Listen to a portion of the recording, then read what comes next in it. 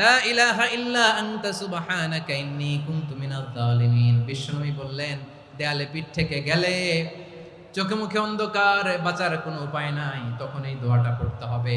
এই দোয়া পড়ে আল্লাহর কাছে ফরিয়াদ করলে বিপদ মুক্ত করবেন কে?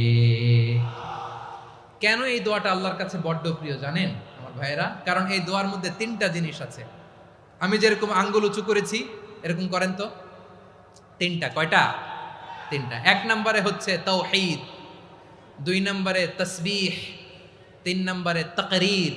আই রিপিট, আবারও বলছি, এক নম্বরে তাওহীদ, দুই নম্বরে তাসবিহ, তিন নম্বরে তাকরীর। এ দোয়াটা আল্লাহর কাছে এত পছন্দনীয় কারণ এ দোয়ার প্রথম অংশে আছে তাওহীদ, আল্লাহর একত্ববাদের ঘোষণা। লা ইলাহা ইল্লা আনতা, ও আল্লাহ, আপনি ছাড়া কোনো ইলাহ নাই, উপাস্য নাই। এ কথা বললে আল্লাহ বড্ড খুশি হয়ে যায়। সুবহানাল্লাহ পড়েন।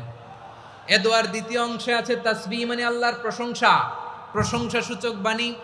সুবহানাক, সুবহানাক, সুবহানাক, ও আল্লাহ, আমি আপনার পবিত্রতা ঘোষণা করছি। সুবহানাক, এ কথা শুনলেও আল্লাহ খুশি হয়ে যায়। সুবহানাল্লাহ পড়েন। এই দোয়ার তৃতীয় অংশে আছে তাকরীর। তাকরীর মানে পাপের স্বীকৃতি।